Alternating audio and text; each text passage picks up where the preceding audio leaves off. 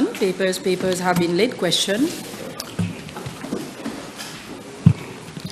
Mr. Speaker, I have given notice to ask the private notice question put to the Honorable Minister of Finance, Economic Planning and Development, whether in regard to horse racing and related activities of the Global Equestrian Ltd, he will, for the benefit of the House, obtain information from A, the Economic Development Board, as to if an investment certificate has been granted by the board to the company, therefore, and if so, indicate the conditions attached thereto.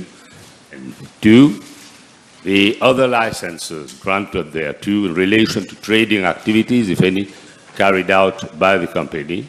B, as to the Mauritius Revenue Authority, the amount of tax foregone, if any, and paid annually by the company to date. Mr. Speaker, sir, with your permission, I'm going to reply to this question on behalf of Substantive Minister of Finance, Economic Planning and Development, who is currently on mission abroad. In the budget speech 2021-2022 presented by my colleague, the Honourable Minister of Finance, Economic Planning and Development, it was announced that in a bid to streamline the 16 investment schemes, 3 categories of certificates would be issued by the Economic Development Board, the EDB, namely A, the investment certificate, B, the export development certificate, and C, the premium investor certificate. Accordingly, the Economic Development Act was amended through the Finance Miscellaneous Provisions Act 2021. The investment certificate provides for specific incentives for projects under qualified sectors, namely 8 years income tax exemption, VAT exemption, duty exemption, amongst others. It also contains a series of conditions to which the promoter must adhere to, pending which the investment certificate may be suspended or revoked under Section 14C of the Economic Development Board Act. An export development certificate is issued to export-oriented enterprises benefit from the following incentives: A, trade rebate scheme, B, trade promotion and marketing scheme, C, subsidy on the cost of credit guarantee insurance scheme, and D, preferential port and handling charges. A premium investor certificate is issued to any project having a minimum investment of 500 million rupees in emerging sectors, pioneering industries and first movers, or innovative technologies. Moreover, irrespective of the investment value, this scheme also applies to projects engaged in the manufacture of pharmaceuticals, medical devices, and materials for renewable energy technologies. As at date, the EDB has issued 40 investment certificates in various sectors, namely agro-processing, aquaculture, digital technology and innovation, education, food processing, healthcare, biotechnology and life sciences, high-tech manufacturing, industrial fishing, and nursing and residential care. The 230 export development certificates and 6 premium investor certificates. With respect to Part A1 of the question, I'm informed by the EDB that an application was received for an investment certificate from Global Equestrian Ltd on the 16th of May 2022. According to the business plan submitted by the company to the EDB, investment in the project over 3 years is estimated at 270 million rupees and aimed at conducting the following activities at Petit Gamin, Le Goulet, Balaclava. A. Animal breeding. B. Training. C. Veterinary services. And D. Re-exports of animals. Consequently, after due diligence, Global Equestrian Ltd was issued with an investment certificate under Section 14B of the Economic Development Board Act on the 30th of May 2022, conferring the promoter with the following incentives. A. An 8-year income tax holiday on income derived from life sciences from the year of incorporation of the company. B. Exemption from payment of registration duty and land transfer tax. And C. VAT exemption on construction materials for the purpose of the above-mentioned activities. Mr. Speaker, sir, I'm further informed that the certificate comprises a covering letter which includes general and specific conditions. With regards to general conditions, A. The company shall at all times comply with applicable laws, rules, regulations, and guidelines. B. Ensure that it holds valid licenses, approvals, or permits as may be required under the laws of Mauritius. C.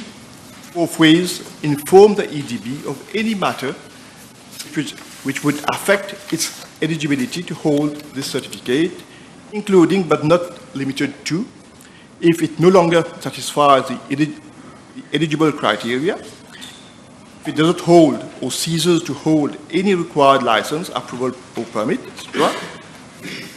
See if it is in breach of any legislative requirements. And D, the EDB reserves the right to impose such other terms and conditions as it may deem necessary. As regards specific conditions of the certificate, it provides that A. The land acquired should be used to construct a building primarily to carry out the activities of life sciences for the exemption from registration duty and land transfer tax. B.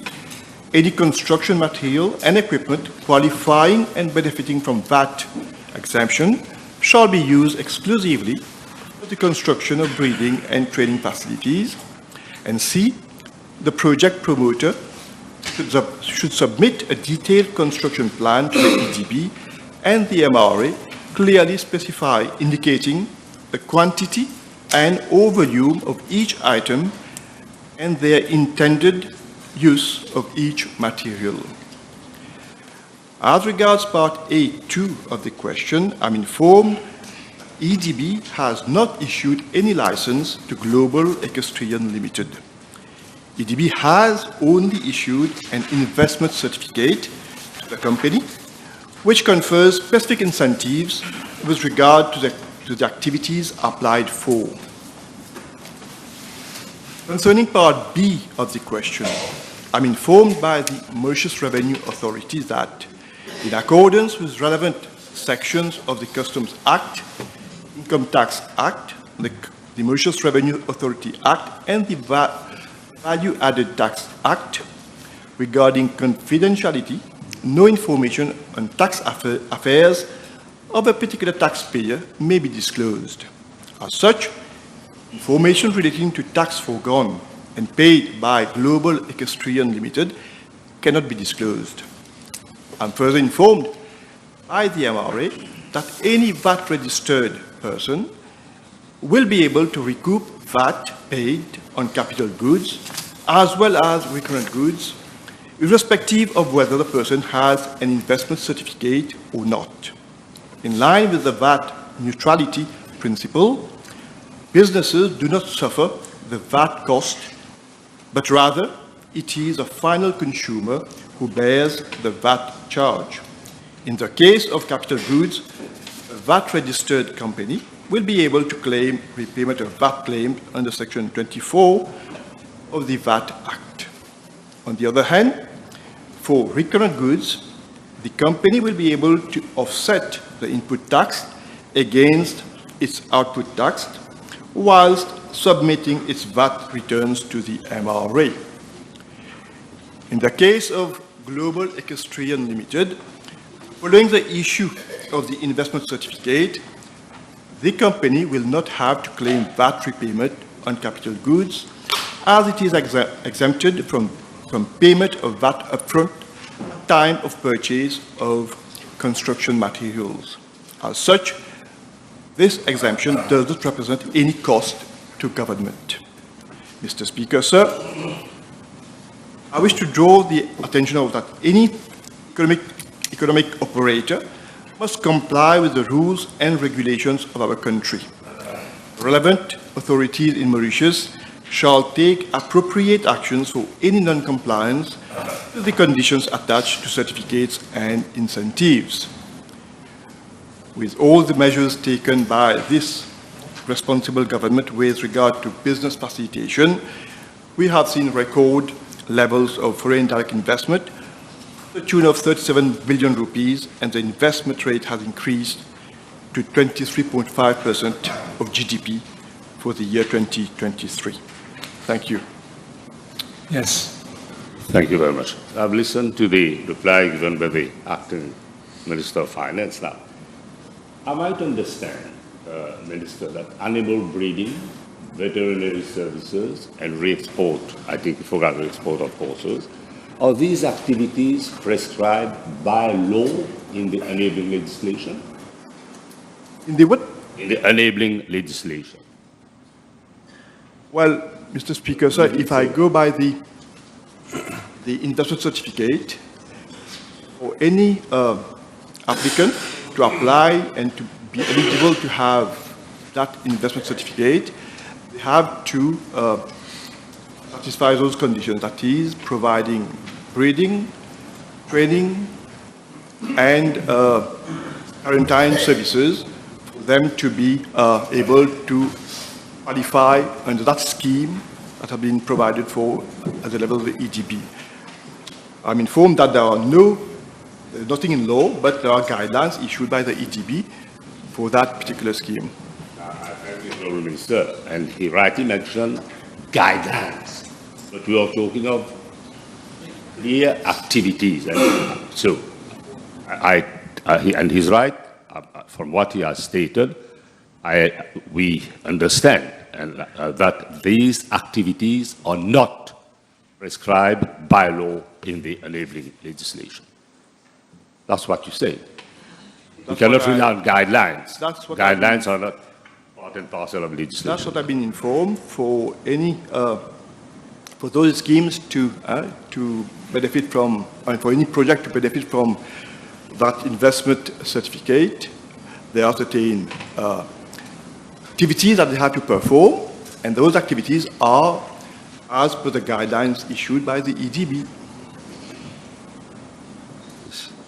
Now, you know that this... Please, through the chair. Sure, Chair. Address the chair. We know that this company, GL, acts in opacity. Now, in view of the complete opacity behind the financing of all those hundreds of millions, possible billions of rupees, will the Minister recommend the relevant authorities to conduct an inquiry into the source of funds of Mr. GMLS company? Well, I'm not too clear what the Honourable Leader of the Opposition is referring to when he's talking about opacity. But what I can tell the House is that before the said company was issued that investor's certificate, a due diligence exercise was carried out, and based on that, the certificate was issued to that particular company, the Global Equestrian Company. You mentioned PTP, which we highlighted in one of the PNQ, which I put to the Honourable Minister of Finance. Now, is the Minister aware that Global Equestrian Ltd leases horses to members of the public running the races at Champ de Mars? Well, Mr. Speaker, sir, if we refer to the question put to me, this was regard to licenses, if any, was issued by the EDB. and the investment certificate. As far as the EDB is concerned, they don't issue license with regard to leasing or to race horsing at the level of the Champ de Mars. So the EDB is only awarding a certificate, and for that they have to carry out certain activities, be able to be eligible for certain advantages that exist within that scheme. Honorable Minister, this is not an advantage, this is a breach. Is the Minister aware that Global Equestrian Limited is in breach of the condition attached to the investment certificate? Is he aware of this? Well, Mr. Speaker, sir, again, I don't see where there are breaches. If there are any, it would be good that he would give some examples where there have been breaches, because I have been informed by the EDB that when they issue that certificate, there are certain conditions that they have to satisfy, and so far, up till now, they haven't been made aware of any breaches. As of now, I can say that the conditions are being followed. So, so far, if there were any breaches that were made by that company, probably the EDB would have taken actions as spelled out in the conditions set. Is the Minister aware that the breaches are so obvious that the relevant institutional bodies are not taking any action? Now, can I ask him, what permit does Global Equestrian Limited possess to be able to carry such activities? Is it regulated by the Financial Services Commission? Question again, Mr. Speaker, sir, is with regard to what are the licenses or certificates issued by the EDB. Now he's going well beyond what the EDB has the power to issue in terms of certificates or licenses. If he's referring to other licenses that could have been issued by other authorities, he should have come either in his question referred to it, or comes with substantive questions in relation to other licenses being issued by other authorities. Now, are the anti-money laundering and combating of financial terrorism guidelines in regard to the leasing of resources being respected by that company? Yes. Again, Mr. Speaker, sir, I think the leader of the opposition, he should have well spelled out his question, give all the, if he wants to, he's looking for information. He should have put it in his main question so that I have all the information to be able to share with him in this House. He comes up with a set of questions that is restricted to the EDB. Now he's asking me about questions with regard to FSC or other authorities. How am I supposed to be able to provide him now with those answers when he himself, he should have known that that wouldn't be possible? You see, the Honourable Minister is not replying. These are specific questions relating to the company per se. And it has to obtain the license from the FSC. And I will come back to this again. The Global Equestrian Limited Committee licensed by the FSC, they would have been required, there would have been a necessity to have a business risk assessment. And we know that this is a high-risk client, and both FSC and Bank of Mauritius would have had to monitor closely with reference to anti-money laundering and combating of financing of terrorism. What is the question, Mr. Speaker, sir? You're running away from the specific question. No, wait. Again, Mr. Speaker, sir, if you put your question, clear question, you get a clear answer. He's going around with other, If you're not replying, ask your officers to help you if you can't reply to the question. Don't argue with him. Just put your questions. Yes. Now, with the owner of Global Equestrian Limited being also a bookmaker at the Champ de Mars and controlling the offshore betting all around the island with the SMS players and the like, where the integrity of horse racing in Mauritius, aided and abetted by this government. Well, Add to this also. Mr. Speaker, sir, the Global Equestrian Limited, as far as I'm informed, does not hold any other licenses other than an equestrian, to run an equestrian center. So I'm not aware of that company holding a gambling or gambling license. So I don't know where he gets that kind of information. Maybe he's being induit en erreur. Relevant. Let me come again to another. Is the minister aware that more than 250 horses have been imported at zero VAT rated, and that the government has not perceived a single cent? This is the company which is involved in illicit activities. And I can't understand why is it that up to now, no action has been taken to redress the situation. Mr. Speaker, sir, again, the leaders of opposition is misleading the House by stating that horses have been imported and VAT hasn't been paid. I can confirm to the House that all the horses that were imported, VAT has been claimed and VAT has been paid to the tune of 2.9 million rupees. In 2022, there were 36 horses that were imported, and VAT to the tune of 837,407 rupees were paid. And again, in 2023, there were 78 horses imported, and again, VAT was paid to the tune of 1,996,363 rupees. And up to now, in 2024, 5 horses imported, of which 149,023 rupees paid as VAT. So coming and say that VAT hasn't been paid is a total false. Yes. La question? Mr. Speaker, thank you very much. Could I ask the Honourable Minister, he said earlier on, in answer to the question from the Leader of the Opposition, that a due diligence exercise was carried out as far as the company is concerned. Could he tell us when was this due diligence exercise carried out? And if you could also add to this information we require, is to by whom was the due diligence carried out? Is it by software or internal people, or and what was the report precisely with regards to the ultimate beneficial owner and the source of funds? And could we consider tabling the report?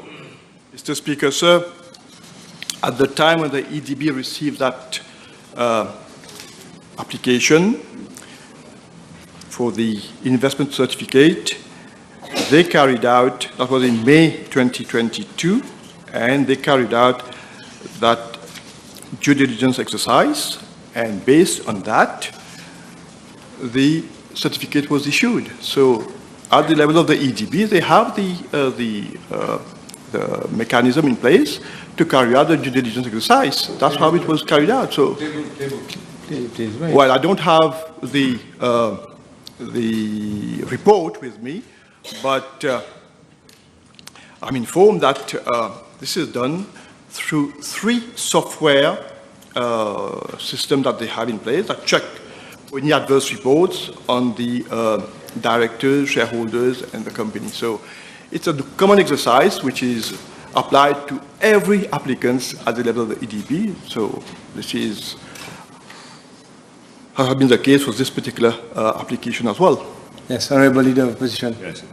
Does the Minister find it proper that the owner of the Global Equestrian Limited is the employer of grooms at the Champ de Mars, and of at least 10 jockeys, of several trainers, is the sole horse racing organizer, and at the same time is the owner of more than 250 horses which are leased to run races at Champ de Mars? And if this is not monopoly, then what it is? Well, again, Mr. Speaker, sir, the Honourable Leader of the Opposition is coming with vague questions wide. Yes, That's honorable leader of specific. opposition. No, wait. Let me please. Am I supposed? Wait, order. Let me intervene. Look, this did not arise through the main body of the answer. And supplementary questions suppose to elucidate matters that have been canvassed. I have allowed you, but please, now, please come back to relevance. Yes.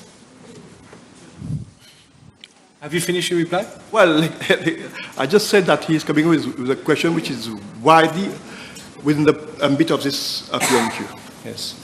Honorable Leader of Opposition, next question. Let me now come to employees of that company. Now, it is clear that for the purpose of bringing foreign workers to Mauritius on an occupational permit, one of the conditions is that there should be scarcity of such skill in Mauritius. Is he aware that in this particular case, with regard to groups, that there is no scarcity of skills, and if so, can he give an explanation to this? Well, Mr. Speaker, sir, I'm aware that there has been occupational permits issued to that company for them to be allowed to bring skilled workers. So based on their specific activities that they have to carry out, they had to have recourse to foreign workers to do that activity. Yes. Yes. Now, as per my information, the income of the company comes mainly from revenue received from leases. And I'll come back to this because this is where the revenue comes. I doubt that this is enough for the expenses of the company. Can the minister confirm whether the source of funds of this company has been investigated and before providing them with special licenses from EDB and Gambling Regulatory Authority, whether they are a solvent company?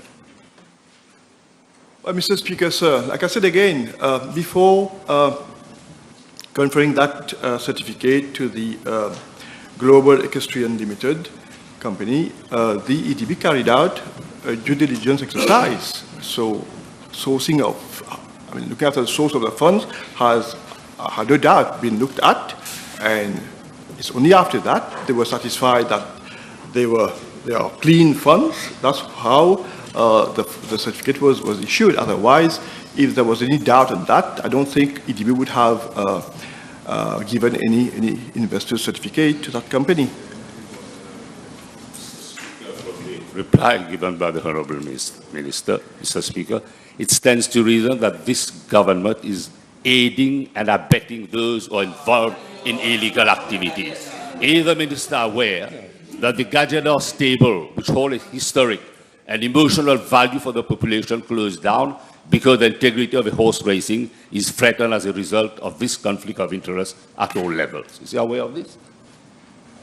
Week in, week out, Mr. Speaker, sir, I hear the same kind of phrase, aiding and abetting. So is that the only thing that he knows? I don't know. But what I can tell the House is that this government, ever since the rapport Paris came out, we have been trying to regulate the whole racing activity in this country. We all know what were the recommendations in that report, and everything is being done to ensure that all the stakeholders in that particular industry, their rights are being safeguarded. So that is what we are trying to do, and I hope that they do understand that this is an industry that needed to be reviewed completely, and that's what we have been doing.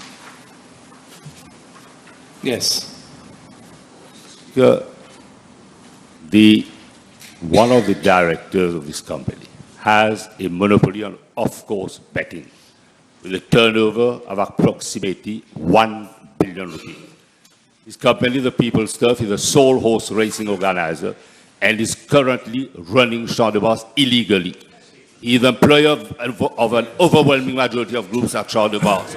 Mr. Speaker. Honorable Leader of Opposition, there are two things now. Yeah. Put your question, Mr. Speaker, first of all, and can I through? Let me tell you, I was talking. put your question, and secondly, refrain from commenting on the conduct or character of persons other than in their public or official capacity. This is what the standing orders say. So please, put your question. He who is not paying his dues to government. Yes, but you will see. Do not argue with me. You will see in the standing orders. Let me finish. You will see that you're not supposed to do that, except in their public or official capacity.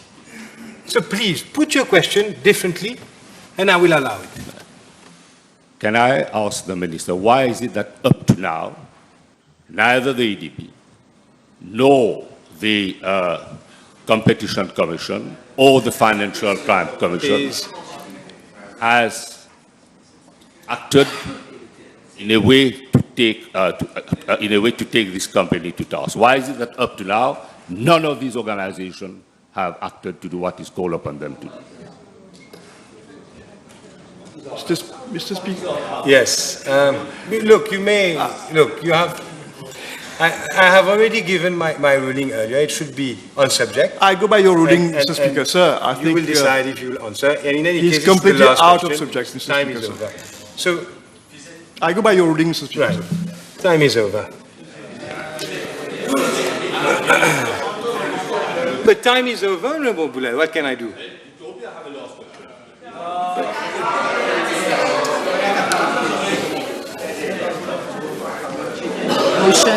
Motion.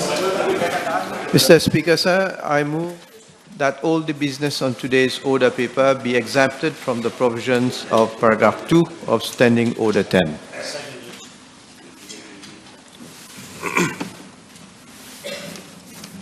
Yes, the question is that all the business on today's order paper be exempted from the provisions of paragraph 2 of Standing Order 10. Those in favor say aye, those against say no. The ayes have it. Statements by ministers. I have two statements. With your permission, I would wish to make a statement on the implementation status of the free pre-primary education policy.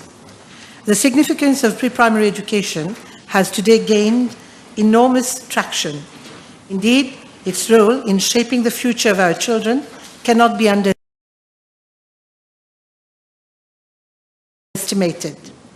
Pre-primary education has thus proved to be critical in ensuring children's readiness for primary schooling, especially since it bolsters their cognitive, socio-emotional, and physical development. As well, it lays the foundation of a child's lifelong learning and development journey. Our government is committed to the provision of an inclusive, equitable, and quality early childhood education for all. It is in this line, with this commitment, that the Honourable Prime Minister announced that the pre-primary education would be free for children aged 3 to 5 as from January 2024. This measure ensures that every child has the opportunity to have a solid start in his educational journey. The House will be aware that prior to 2024, only pre-primary units attached to government primary schools and preschools operating under the aegis of the municipal councils were offering free pre-primary schooling. This accounted for about 20% of the learners in that age group. However, the vast majority of children were enrolled in private fee-paying pre-primary schools.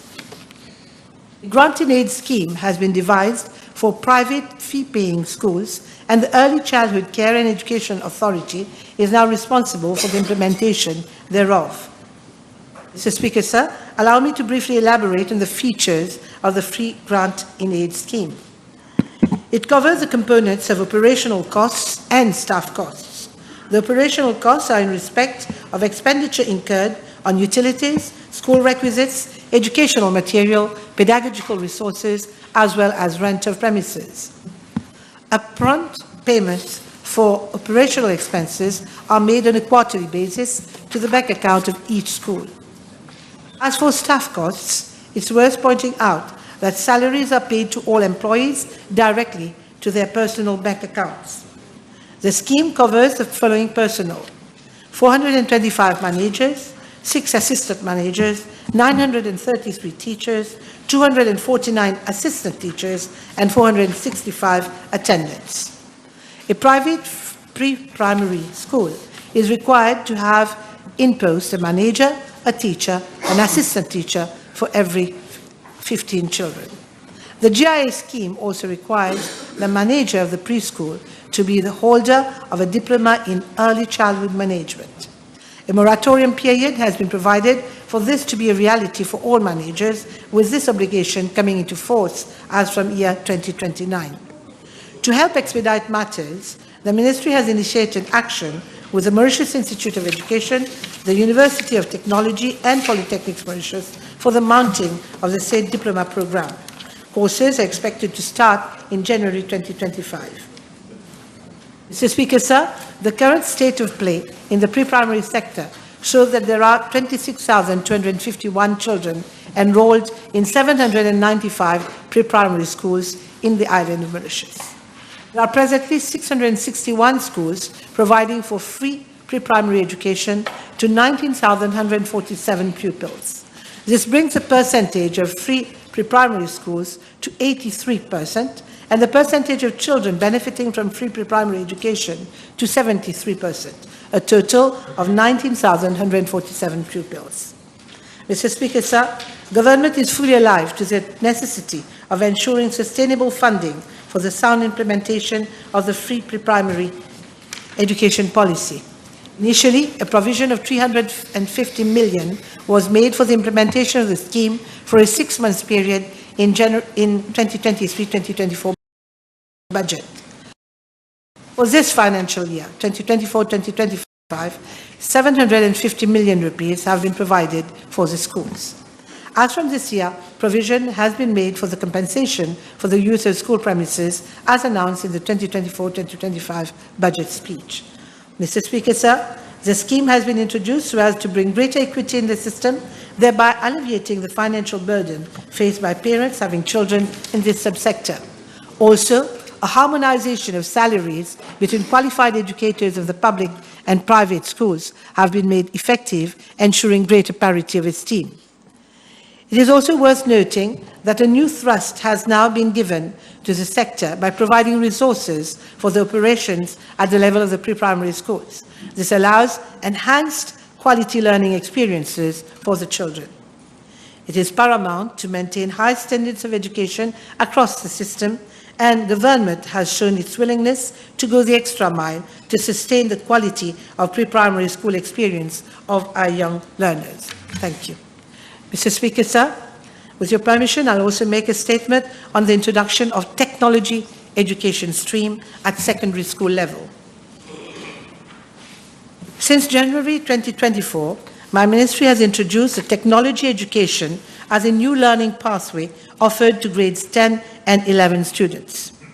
The introduction of the technology education is a strategic move that aligns with the 21st century global movement towards a competency-based curriculum.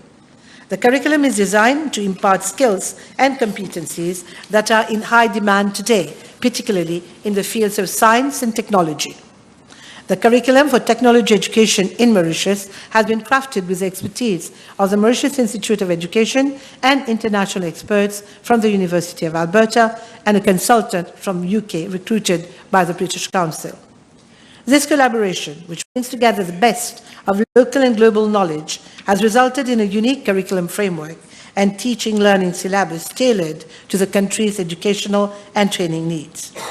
The curriculum includes core subjects such as English, French, applied maths, applied life sciences, or applied physical sciences, and skills for success, including ICT, arts, and entrepreneurship. Additionally, students can choose from elective clusters in disciplines like engineering technology, computer technology and innovation, and health and hospitality.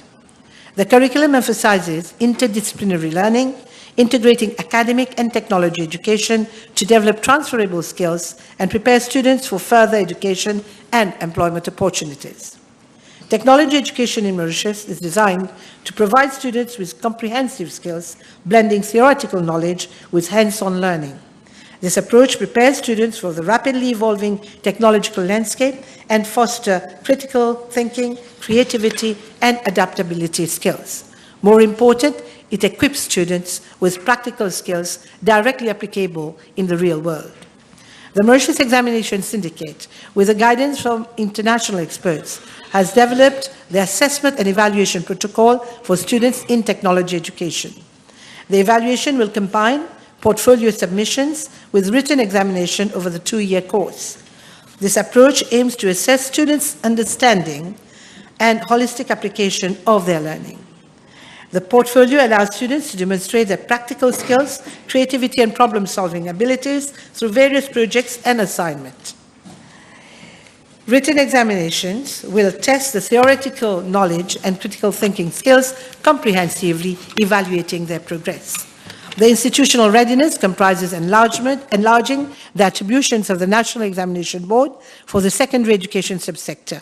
The NEB is responsible for organizing and conducting examinations, developing robust rules and regulations for national assessments, and the setting and moderating of examination papers to maintain high standards.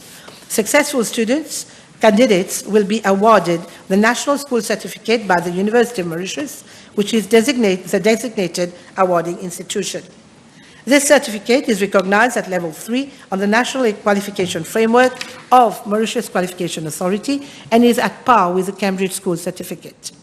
The launch of technology education has been planned in a phased manner, beginning with an initial budget of 17 million rupees for the financial year 2023-2024. This initial phase involves 6 schools comprising state and private secondary institutions with an inaugural intake of 86 students, namely at Islamic Cultural College, New Eton College, Cor de Masque State Secondary School, Emmanuel Octil State Secondary School, Loreto Maibo College, and Swami Sivananda SSS.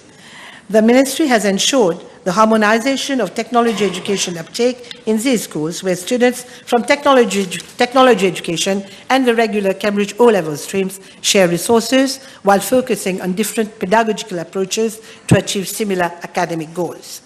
91 educators are involved in the teaching of technology education, all of whom have undergone training before joining the program.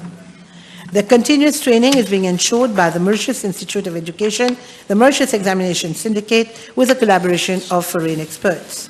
The competency-based curricula were developed in collaboration with a consultant from UK recruited by the British Council. The Ministry has further engaged with the British Council in a 3-year strategic partnership. The collaboration will focus on broadening subject areas and building institutional capacity. Key initiatives include fostering sustained engagement with industry, ensuring relevance of the curriculum, skills, and competencies required.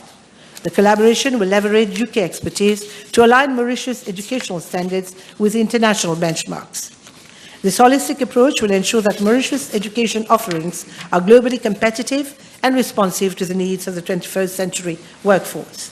For this financial year, 23 million rupees have been allocated to further develop technology education. With a view to enhancing inclusiveness and equity, the Ministry will offer the technology pathway in 4 additional schools in the next cohort for academic year 2025. Each educational zone will have at least 1 school to accommodate students of both genders opting for technology education stream. After completing their studies in technology education, students have several pathways to pursue their education and career. They can continue their secondary education in grades 12 and 13 in their respective schools, taking the high school certificate examinations, or enroll in one of the centers of the Institute of Technical Education and Technology, or Polytechnics Mauritius Limited, to earn diplomas, advanced diplomas, or pursue higher education at universities.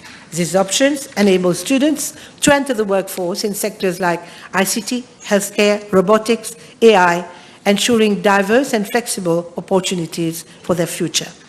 The comprehensive pathways available after completing technology education ensure that students are well prepared to pursue further education or join in high-demand sectors, thus contributing to the nation's technological and economic advancement. Thank you, Mr. Speaker, sir. Mr. Speaker, sir, I beg to move that the national flag, arms of Mauritius, national anthem, and other national symbols of Mauritius, Amendment Bill number 13 of 2024, be read a first time. Seconded. Seconded. Yes, Honourable Deputy Prime Mr. Minister. Speaker, I beg to move that the State Lands Amendment Number 2 Bill, number 14 of 2024, be read a first time. Seconded. That the Pas Géométrique Amendment Bill, number 15 of 2024, be read a first time. Public Bill, second reading. Mr. Speaker, sir, I beg to move that the national flag, arms of Mauritius, national anthem and other national symbols of Mauritius Amendment Bill number 13 of 2024 be read a second time. Mr. Speaker, sir, let me refer the House to the intervention that I made during the second reading of the national flag, arms of Mauritius, national anthem and other national symbols of Mauritius Bill number 1 of 2022 in this August Assembly on 26th of April 2022, wherein I elaborated on the need for such a piece of legislation so as to encompass in a single act all the symbols of Mauritius which were, at that time, scattered in different legislation. I also emphasized that the consolidation of the laws and having one umbrella legislation for our national symbols creates in the collective consciousness an unmistakable linkage between these symbols and our identity, both on the national and international fronts. It is in the same spirit, Mr. Speaker, sir, that I present to the House today the national flag, arms of Mauritius, national anthem, and other national symbols of Mauritius Amendment Bill number 13 of 2024, which aims at further consolidating and preserving our historical practices at the level of the public service. In fact, the main object of this bill is to provide, as is presently the case, that monochrome, grayscale, and the line art version of the arms of Mauritius and the seal of Mauritius may, with such modifications and adaptations as may be necessary, be used for official correspondence of the government and on such other item of the government, including the uniform of any government department as may be approved. Mr. Speaker, sir, I wish to set the context in which these amendments are being proposed to the existing legislation. The national flag, arms of Mauritius, national anthem, and other national symbols of Mauritius Act of 2022 was proclaimed and became effective on 1st of June 2022. It has the main objectives of consolidating and updating the laws with regard to the national symbols of Mauritius, to provide better protection and use of our national symbols, and to provide for matters related thereto. Section 4 of the Act provides that the arms of Mauritius shall be one of the national symbols of Mauritius. The armorial ensigns and supporters of Mauritius, as well as their descriptions, are specified in Part 1 of the first schedule to the Act, while Part 2 provides for the colors and color codes of the arms.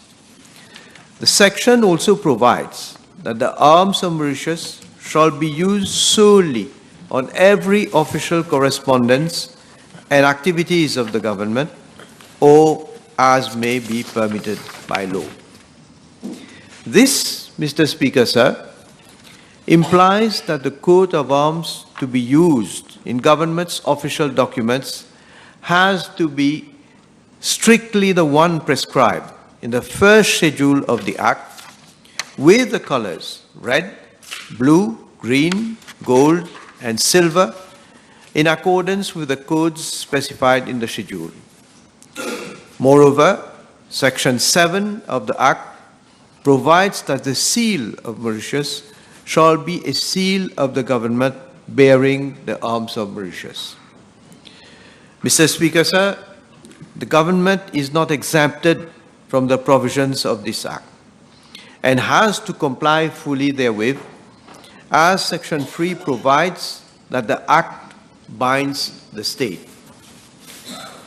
Mr. Speaker, sir, notwithstanding the enactment of the national flag, arms of Mauritius, national anthem, and other national symbols of Mauritius Act in June 2022, the Government Printing Department continued to receive, as has been the practice, printing works containing the arms of Mauritius in either monochrome, grayscale, or line art version, which are not catered for in the Act. For clarification, monochrome refers to a color scheme built out of only one color.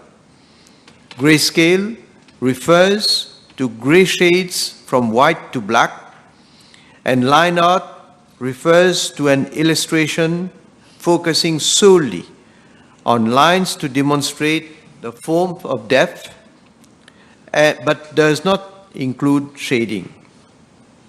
The Government Printing Department has also highlighted that the monochrome, grayscale, and line art versions are in high demand by ministries and government departments, and it has been the practice so far to also use these versions of the arms on government documents, mainly in black, gold, and silver, though requests have been received for other colors as well.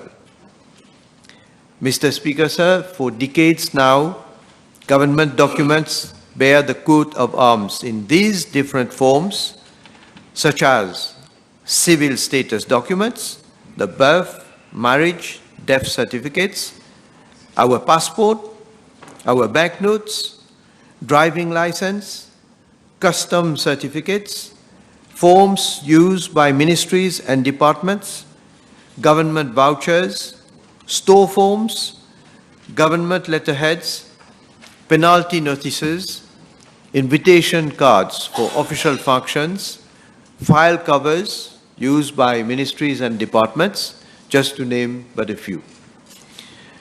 The absence of the monochrome, grayscale, and line art versions of the arms in the present legislation therefore represents a major constraint, given that existing and future government documents issued with either a monochrome, grayscale, or line art version of the arms would not be in line with the arms prescribed in the Act. Mr. Speaker, sir, it has also been brought to the attention of my office that the first schedule to the Act is quite restrictive.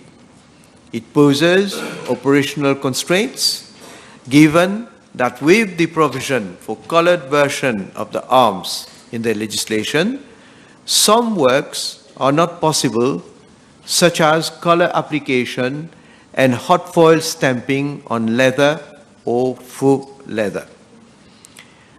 Moreover, the time taken and costs of printing works in color are higher than for the other formats. Furthermore, on some backgrounds, the outcome of printing the arms in color may not come out as required. Mr. Speaker, sir, on another note, we have certain departments which are using modified or adapted versions of the arms of Mauritius. For years now, government departments, particularly the disciplined forces, namely the Mauritius Police Force, the Mauritius Prison Service, and the Mauritius Fire and Rescue Services, have each utilized an adapted version of the coat of arms as emblem on their uniforms. In fact, the arms are being adapted so as to display distinctive characteristics of the department. However, the law as it currently stands does not per se provide for these uses and modified versions of the arms. Mr. Speaker, sir, having situated the context and elaborated on the rationale for the amendments, let me now explain to the House the amendments being proposed through this bill. Mr. Speaker, sir, to address the issues being encountered, as I just enunciated, it is proposed to amend sections 4 and 7 of the National Flag, Arms of Mauritius, National Anthem, and other national symbols of Mauritius Act 2022 through this bill. Presently, Section 4 of the Act provides, in subsection 3, that the arms of Mauritius shall be used solely on every official correspondence and activities of the government, or as may be permitted by law. This section is being repealed and replaced by a new clause 3, providing that A, the arms of Mauritius shall be used solely on every official correspondence of the government. B, the arms of Mauritius may be used in connection with any activity of the government and on such item of the government, including the uniform of any government department as the Prime Minister may approve. And C, notwithstanding this Act, monochrome, grayscale, and line art version of the arms of Mauritius may, with the approval of the Prime Minister, be used for the purposes of paragraphs A and B with such modifications and adaptations as may be necessary. Mr. Speaker, sir, with these new provisions, the monochrome, grayscale, and line art version of the arms of Mauritius may be used with the approval of the Prime Minister, thus addressing the constraints of the present legislation. Mr. Speaker, sir, through this bill, provision is also being made to cater for the modified and adapted versions of the arms used by departments like the Mauritius Police Force, the Mauritius Prison Service, and the Mauritius Fire and Rescue Services. It is imperative to formally acknowledge and provide for these versions of the coat of arms, thereby reflecting the specificities of these departments and so as to maintain the long-standing practice. Mr. Speaker, sir, I wish to highlight that such adaptations of national symbols already exist in other countries. For instance, Australia has 3 versions of the arms for various purposes: the colour version, the conventional arms, and the stylized arms. The conventional and stylized versions of the arms are to be reproduced in single color only, not full color, but may be rendered in colors other than black on white. Similarly, India utilizes 2 versions of its emblem, one detailed and one simplified, catering to various applications and purposes. Other countries, though having their respective emblems in color, do not have restrictive provisions on the use of only the color version. Each country can make its own policy on the usage and format of the arms. Mr. Speaker, sir, as amendments are being brought relating to the arms of Mauritius, likewise, Section 7 of the Act regarding the seal of Mauritius, which bears the arms of Mauritius, is accordingly being amended. Thus, for consistency's sake, this section is being amended following amendments relating to the coat of arms. Section 7(2) of the Act provides that the seal of Mauritius shall be used solely on every official correspondence and activities of the government, or as may be permitted by law. The section is being amended to provide that A, the seal of Mauritius shall be used solely on every official correspondence of the government. B, the seal of Mauritius may be used in connection with any activity of the government and on such item of the government as the Prime Minister may approve. And C, notwithstanding this act, monochrome, grayscale, and line art version of the seal of Mauritius may, with the approval of the Prime Minister, be used for the purposes of paragraphs A and B, with such modifications and adaptations as may be necessary. Mr. Speaker, sir, I would like to add that color versions typically involve higher production costs as the processes require color separation, inks, and higher quality printing equipment. On the other hand, allowing the monochrome, grayscale, and line art version of the arms of Mauritius would be beneficial in terms of costs and clarity without compromising on quality and standard. Monochrome, grayscale, and line art versions are significantly less costly as they require only 1 or 2 ink colors, simplifying the printing process and lowering material costs. Moreover, these versions ensure that the coat of arms remains visible and distinct, regardless of the background or material on which it is printed or displayed, which is not always the case with color printing, which does not adapt well on some materials. They are likewise useful for various government materials, including letterheads, file covers, and uniform insignia, where a consistent and recognizable symbol is essential. Mr. Speaker, sir, by catering for these versions in the law, we shall maintain traditional and historical uses of the coat of arms in contexts where color might not have been historically used, or where historical documents utilize these versions. While adapting to new technology, we should maintain our ties with the past. Thus, we are bringing these amendments that take into account the evolving situation.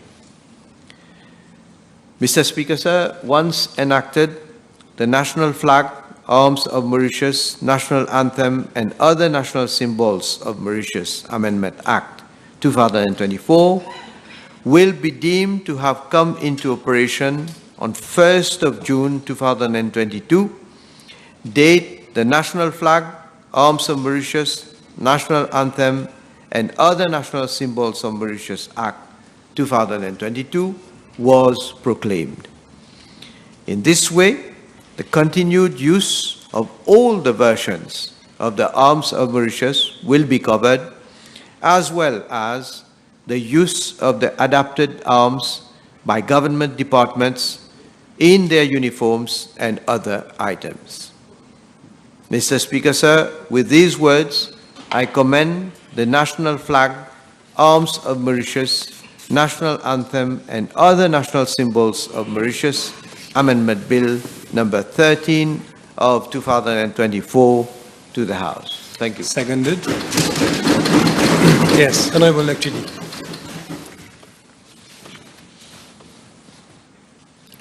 Thank you, Mr. Speaker, sir. Before I come to the purpose of this amendment, allow me to talk a bit about the importance, the purpose, and what the national flag, arms, national anthem, and other national symbols symbolize for a country. Mr. Speaker, sir, it's a topic that holds profound significance for our identity, unity, and values as a nation. It highlights the importance of establishing and adhering to laws governing the use of our national flag, arms, and anthem. These symbols, Mr. Speaker, sir, are not merely pieces of fabric, emblems, or melodies. They represent our history, our struggles, our achievement, and our hopes for the future. Ensuring that these symbols are used respectfully and appropriately is crucial for fostering national pride and unity. First and foremost, our national flag, arms, and anthem embody our national identity. They are symbols that reflect our values, culture, and heritage. The flag waves brightly, reminding us of the sacrifices made by those who came before us and the ideals we strive to uphold as a society. The arms represent our sovereignty and the strength of our nation, while the anthem resonates with the spirit of patriotism that unites us. When citizens see their national flag displayed properly or hear the anthem performed with reverence, it reinforces a shared sense of belonging and pride. Conversely, misuse of these symbols can lead to disrespect, diminishing their significance and negatively impacting on national identity. The subsection 3 is called to be repealed and replaced by 3A with a new provision that provides that the arms of Mauritius shall be used solely on every official correspondence of the government. The proposed subsection B provides that it may be used in connection with any activity of the government and on such item of the government, including the uniform of any government department as the Prime Minister may approve.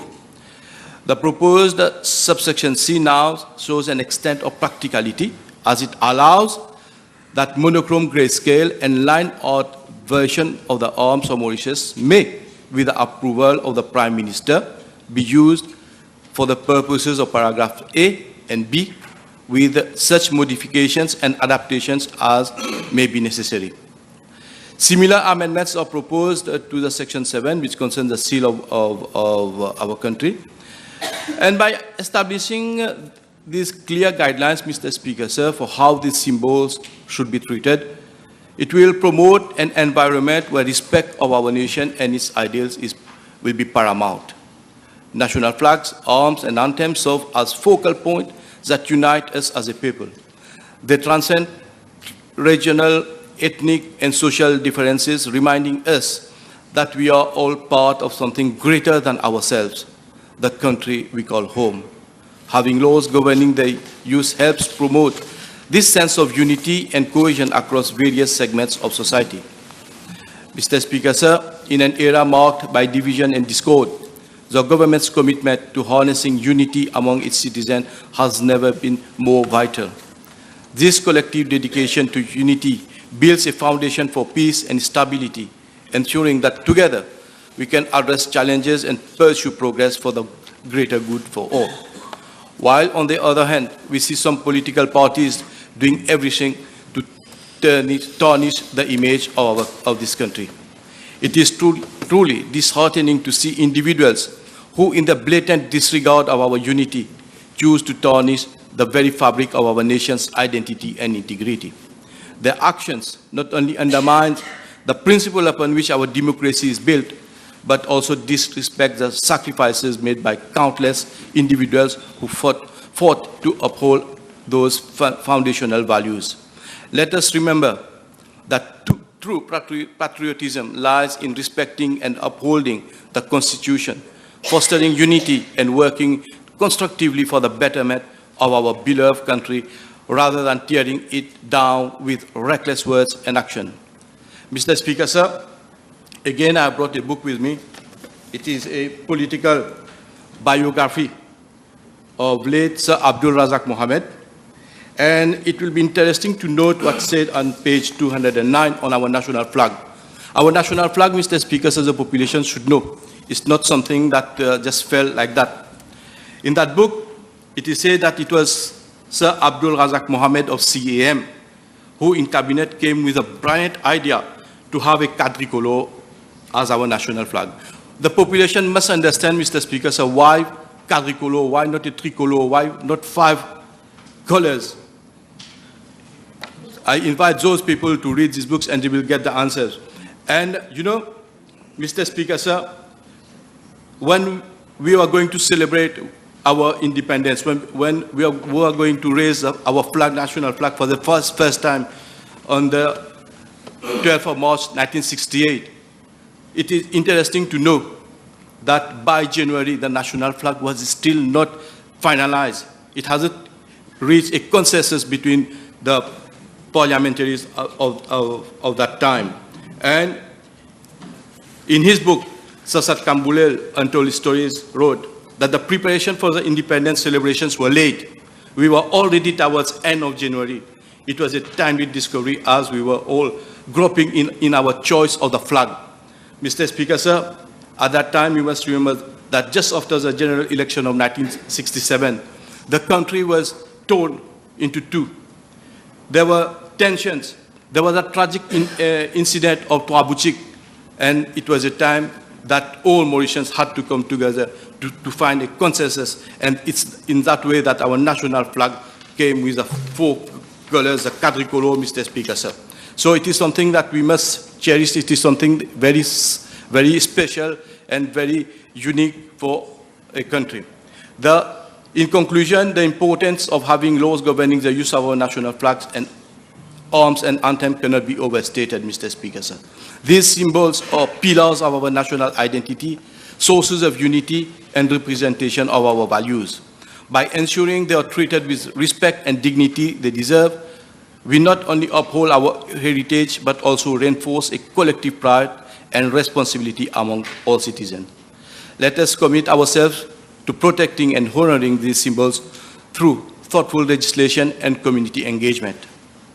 Together, we can foster a deeper appreciation for what our national symbols represent and ensure that they continue to inspire future generations. With these words, Mr. Speaker, sir, I thank you for your attention, and let us all strive to honor our national identity in every aspect of our lives. Long live Mauritius. Honorable Tilak. Thank you, Mr. Speaker, sir. The foremost objective of this bill, as mentioned by the mover of the bill, is to ensure the appropriate and consistent use of our national symbols, which are an integral part of our identity and heritage. Our national symbols, more particularly the coats of arms and the seal of Mauritius, hold profound historical and cultural value. They are emblems of our sovereignty, representing the unity and collective identity of the Mauritian nation. The coat of arms, with its intricate design, reflects the rich diversity and harmonious coexistence of different cultures that define our nation. The seal of Mauritius, similarly, signifies the authority and integrity of our government. The primary objective of these amendments is to provide that monochrome, grayscale, and line art versions of the coat of arms of Mauritius and seal of Mauritius may be used on official correspondences and other government items, including the uniforms of various government departments, with necessary modification and adaptations. By doing so, we are ensuring that our national symbols are consistently represented across all forms of government communication and equipment. Prior to the proposed amendments, Mr. Speaker, sir, the coat of arms and the seal of Mauritius were used in various forms and contexts across government departments and official documents. However, several issues were identified which the amendment aimed to address. Some of the issues identified are, firstly, different versions and variation of the coat of arms and the seal were being used by various government departments, leading to a lack of uniformity. This inconsistency sometimes resulted in discrepancies in the design and representation of the symbols. Second, the coat of arms and the seal were primarily used in full color versions, which, while visually striking, were often impractical and costly for certain applications. And lastly, the intricate design, details, and colors of the coat of arms and the seal made them difficult to reproduce accurately in certain contexts, such as on official uniforms or specific types of government documents. this often led to simplified or altered versions being used, which would compromise the integrity and recognizability of the symbols.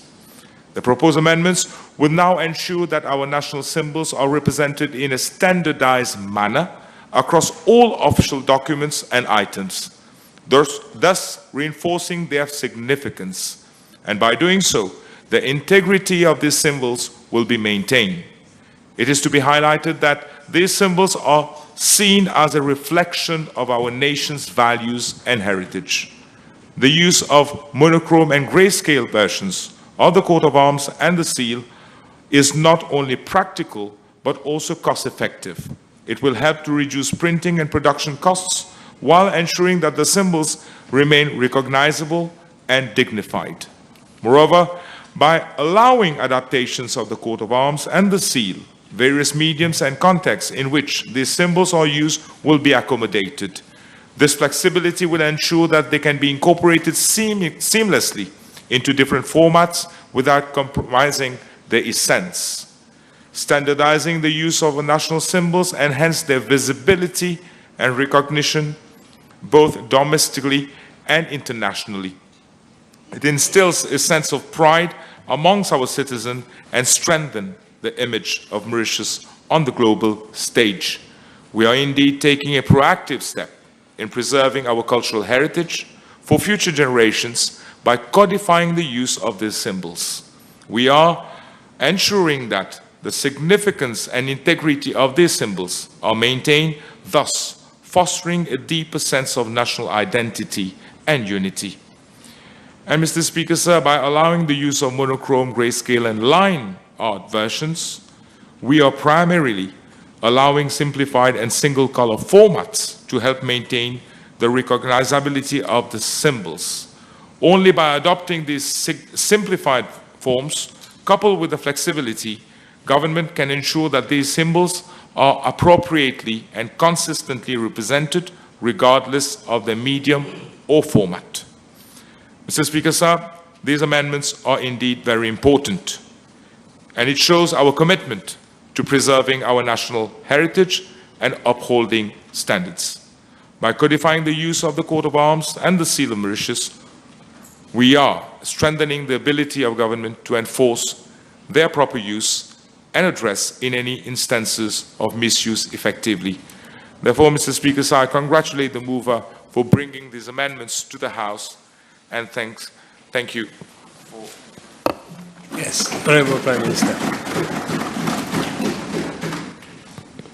Mr. Speaker, sir, let me thank the honourable members from the government side who have spoken on this bill. And I must say that their contribution has been useful and I must say also informative. So since nobody from the opposition has intervened, I take it there is unanimous consensus on this bill. So I can only commend the bill to the House. Seconded? Seconded? Yes.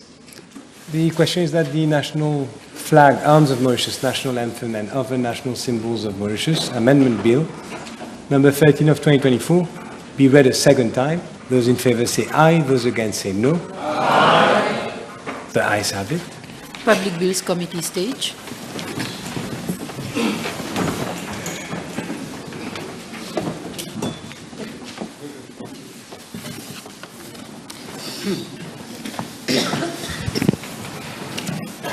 Clause 1, short title. Clause 2, interpretation. Clause 3, Section 4, Principal Act amended. Clause 4, Section 7 of Principal Act amended. Clause 5, commencement. The question is that clauses 1 to 5 stand part of the bill. Those in favor say aye, those against say no. Aye. The ayes have it. Title and enacting clause. The question is that the title and enacting clause stand part of the bill. Those in favor say aye, those against say no. Aye. The ayes have it. The question is that I do report to the House that the national flag, arms of Mauritius, national anthem, and other national symbols of Mauritius, Amendment Bill number 13 of 2024, has passed the committee stage without amendment.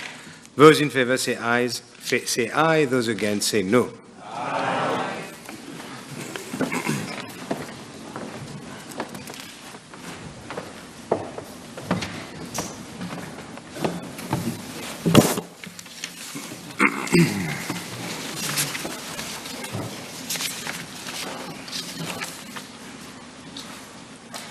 Honourable members, I have to report to the House that the national flag, arms of Mauritius, national anthem and other symbols of Mauritius Amendment Bill number 13 of 2024 has passed the committee stage without amendment.